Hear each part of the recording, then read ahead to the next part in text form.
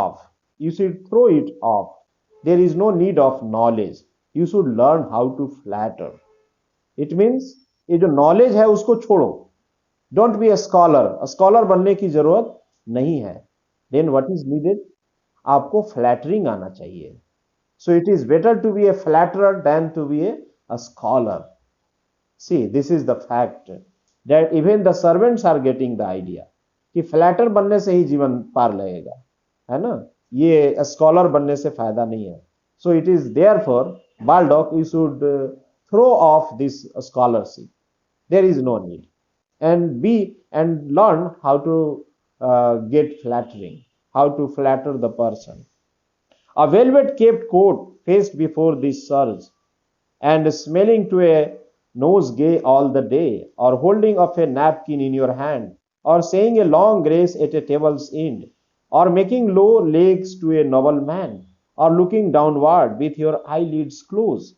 This is the facial expression. So always bow your head like that, always down your eyes, and always yes sir, yes sir. This is the art of flattering, and this will benefit. This is the beneficial thing. There is no need of a scholarship, no need of knowledge. So you should learn. And saying truly, and may please your honor, can get you any favor with great men. You must be proud, bold, pleasant, resolute, and now and then stab as occasion serves. So just say yes, sir, and you will find each and everything in your life. You will be successful. No. The reply of Waldo, Spencer, thou knowest I hate such formal toys, and use them but of mere hypocrisy. Mine old lord, whilst he lived, was so precise that he would take exception at my buttons, and went like pain's head, blame me for the bigness which made me curate like in mine attire, though inwardly licentious enough, and apt for any kind of villainy. I am none these common pedants, I that cannot speak without profiteria quid. Baldock is not of the opinion. He doesn't like flattering people. He never flattered. How can he flatter? He thinks that it is not good thing. It is just a hypocrisy. It means he is not ready to accept this by his friend Spencer, that flattering is the best thing. But one of those that saith quando quidem, and hath a special gift to form a verb. But Spencer is suggesting that it is good. Flattering is required in our life, otherwise there would be no success. Leave off this jesting, here my lady comes. As they were talking about their life, at the same time the lady comes. Who is this lady? The daughter of Gloucester, who is going to marry with Gaveston, the friend of Edward King. No? So the lady comes. Enter Lady Margaret. Her name is Lady Margaret, King Edward's niece. Lady Margaret. The grief for his exile was not so much as is the joy of his returning home. This letter came from my sweet Gaveston. What needest thou, love, thus to excuse thyself? I know thou couldst not come and visit me. Reads the letter of Gaveston. That she is too much happy because the order of banishment of her lover Gaveston has been cancelled, and Gaveston will be home now, and now there is no problem in their marriage. She is going to marry with Gaveston. Now she reads the letter. I will not long be far from thee, though I die. This argues the entire love of my Lord. When I forsake thee, death seize on my heart, and rest thee here where Gaveston shall sleep. Listen, Gaveston is already a flatterer. He always flatters the king. Likewise, he is also flattering his would-be wife, prospecting wife, that he is going to marry this Lady Margaret Thatcher. So now to the letter of my lord the king, he wills me to repair unto the court, and I meet my Gaveston. Why do I stay, seeing that he talks thus of my marriage day?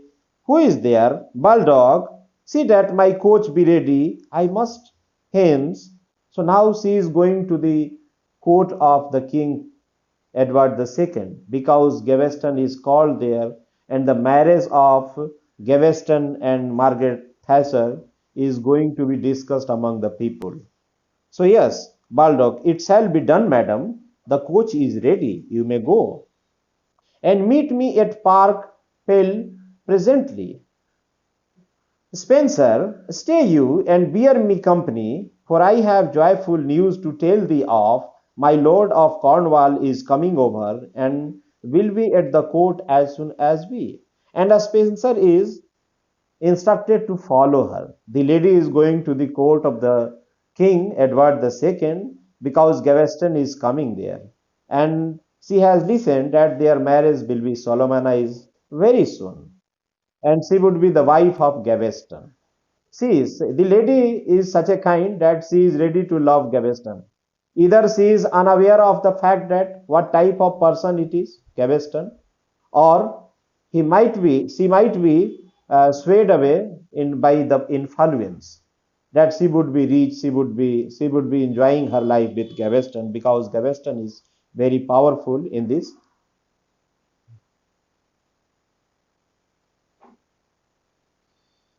Yes, you are listening, Rachna?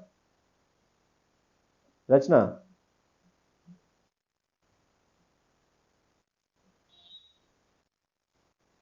रचना सुन रही है?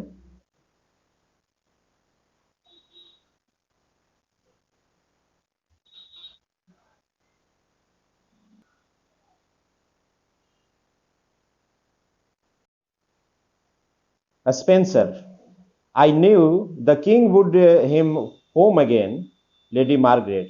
If all things sort out as I hope they will, thy service, Spencer, shall be thought upon. It means the lady is ready to hire a Spencer. A Spencer may continue his services with this lady. Now, before the Tennymouth Castle, enter King Edward, Queen Isabella, Kent, Lancaster, young Mortimer, Warwick, Pembroke in attendance. Scene second, no? King Edward, the wind is good. I wonder why he stays. I fear, I fear me he is wrecked upon the sea. Although the banishment order has been cancelled and Gaveston is coming back, but again, it is the fact that the king is very anxious. He is too much anxious. Anxious means वो चिंतित है. Why he is not coming so fast? Why he is delaying? Whether the shipwreck, his ship was destroyed, accident happened. Queen Isabella, look Lancaster, how passionate he is, and still his mind runs on his minion. Because the Queen Isabella was already suspicious that really the thing would settle down. Really, the king will love me. Really, he would concentrate on his official work. And it is seeming quite right that she was right. Again, he is anxious for his friend Gaveston. Lancaster, my lord, how now? What news? Is Gaveston arrived? He is very anxious that he came or not. Young Mortimer, nothing but Gaveston. What means your guess? You have matters of more weight to think upon. The King of France sets foot in Normandy. Young Mortimer informs him that why are you so anxious about Gaveston? Gaveston will come rightly. Why need to be worried about him? So you should be worried about the King of France who has attacked Normandy and he has occupied one of the place, Normandy. Okay. A trifle, King speaks. We will expel him when we please. But tell me, Mortimer, what's thy device against the stately triumph we decreed? The king is not afraid, he is not worried about his country. He takes it very easy. He doesn't think that his state one Normandy has been occupied by the king of France, and he thinks it very little thing. Whenever he will want, he will reoccupy it. And he is only interested in the tournament that he has offered. Oh, a homely one, my lord, not worth the telling. Prithee, let me know it. But seeing you are so desirous, thus it is a lofty cedar tree, fair flourishing, on whose top branches kingly eagles perch, and by the bark a canker creeps me up, and gets unto the highest bough of all, the motto Aqui tandem, equal at length. Actually, with mythology, with a short story, he is referring something. That there is a tree named cedar, it is very high, it is very highest tree. And a creeper that we call latar bolte hai na, it also creeps to the highest point of the tree and becomes equal. In the same way, he is taunting actually that Gaveston is a base, he is a minion, he is a servant, and he has become at the size of the king. It is not good. He just like a creeper, लतर जिसको बोलते हैं कि पेड़ पे वो भी चढ़ जाता है, उसको भी लगता है कि वो पेड़ के बराबर हो गया है, but what is the fact, वो ट्री के बराबर कभी नहीं होता है, ट्री के जैसा पावरफुल नहीं होता है. Actually he is commenting king Edward, and what is yours my Lord of Lancaster. Lancaster, my Lord, mine's more obscure than Mortimer's. Pliny reports there is a flying fish which all the other fishes deadly hate, and therefore, being pursued, it takes the air. No sooner is it up, but there is a fowl that seizeth it. This fish, my lord, I bear the motto this, unique mors a, death is at all sight. Actually, they are referring that there is a kind of fish, a flying fish, that flies in the air, and every other fish, they hate them. Why? Because it has the special power of flying. But what is the problem with the flying fish? Whenever it flies in the air, the hawk, a dangerous birds come and catches them, and in this way it is killed. Actually, this is instrumental, this is inferential to the king. What about that? Gaveston is just like a flying fish. When he will fly in the air, he may be killed. So he is hinting that you should concentrate on the offices, your work, not on Gaveston. Gaveston will be killed if he flies in the air. It means inherently he is threatening the king with the dire consequences of the killing of.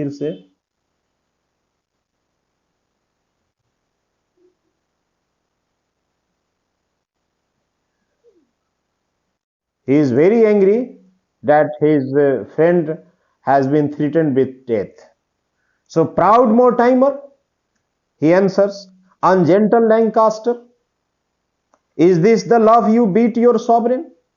This is the way that you respect your king? Is this the fruit your reconcilement bears? Can you in words make show of amity? In words you are showing friendship, but in your shields display your rancorous mind. But in activity, in action, your mind has been shown that it has rancor, animosity. What call you this but private libeling against the Earl of Cornwall and my brother? Because Gaveston is not a simple person. He is the Earl of Cornwall now, and you are libeling, you are calling him, you are threatening him. Queen Isabella, sweet husband, be content, they all love you. Again, Isabella is interfering that everything will be okay. Okay, all the barons love you, so don't be angry. They love me not that hate my Gaveston.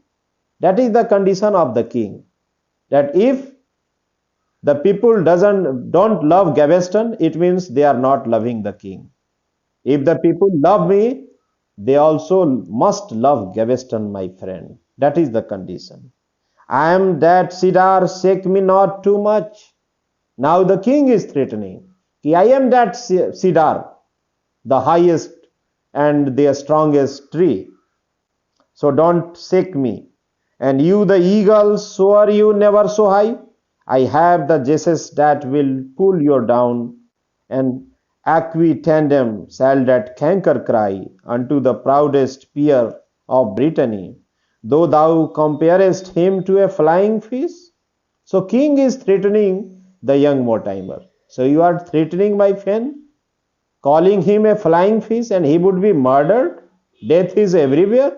and the death is waiting for him, and threatenest death, whether he rise or fall, nor fullest harpy that shall swallow him, young Mortimer. So in this way, it shows that this dialogue of the King Edward shows that he is furious, he is angry with the hidden meaning of the word that they said. Young Mortimer, if in his absence thus he favors him, what will he do when he shall be present? Because Gaveston is not there, and King is favoring him even in his absence. So what will be the condition when Gaveston will come? That shall we see. Look where his lordship comes. So all the people are suspicious that what will be the behavior of the king.